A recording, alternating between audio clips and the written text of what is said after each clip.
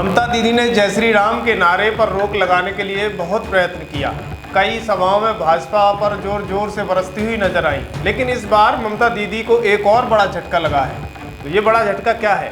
नमस्कार, मैं हूँ योगेश कांत और आप देख रहे हो खबर एक्सपर्ट। इस वक्त की बड़ी खबर यह है कि सुप्रीम कोर्ट ने पश्चिमी बंगाल में होने वाली आगामी विधानसभा चुनाव से पहले जय श्री राम के नारों का इस्तेमाल करने से रोक लगाने से इनकार कर दिया है। इसके साथ साथ सुप्रीम कोर्ट ने 8 चरणों में विधानसभा चुनाव कराने के निर्वाचन आयोग के फैसले को चुनौती देने वाली याचिका को भी खारिज कर दिया है।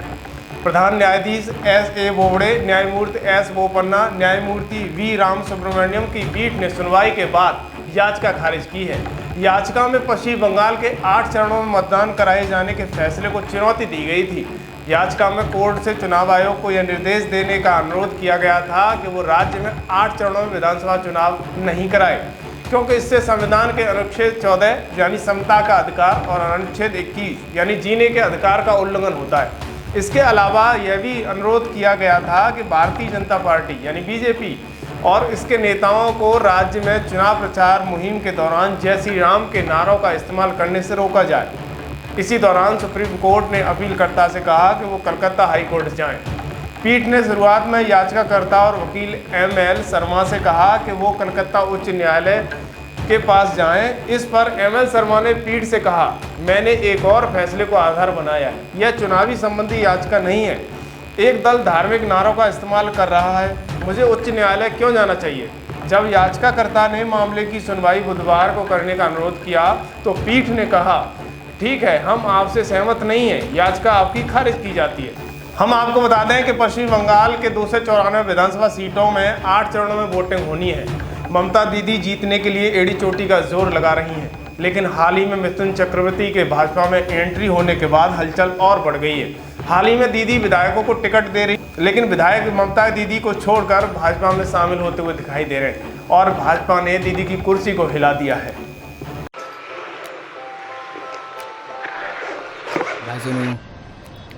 ठहरो, अब क्या हुआ? मुझे डाइवोर्स चाहिए।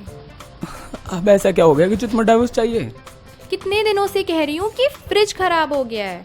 कभी टीवी, कभी वॉशिंग मशीन, कभी एसी, कुछ ना कुछ खराब होता रहता है और तुमने अभी तक नहीं बनवाया, इसलिए मुझे डाइवोर्स चाहिए बस। देखो सुनो, तुम्हें पता है मैं कितना बिजी रहता हूँ। अब इस वक्त मैं फ्रिज रिपेयर को कहाँ से लेके आऊँ? हाँ, हो जाएगा जीजू, टोमिंडर होम सर्विसेज ऐप पर। और हाँ, अब मैकेनिक आएगा आपके घर आपका फ्रिज रिपेयर करने, और अब आपको आपके ऑफिस की छुट्टी भी नहीं करनी पड़ेगी, है ना सिंपल?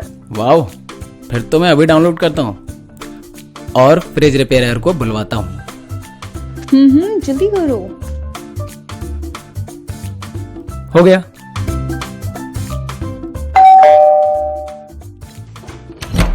हेलो सर, टोमेंडर home services provider sir. Welcome. Fridge उधर है।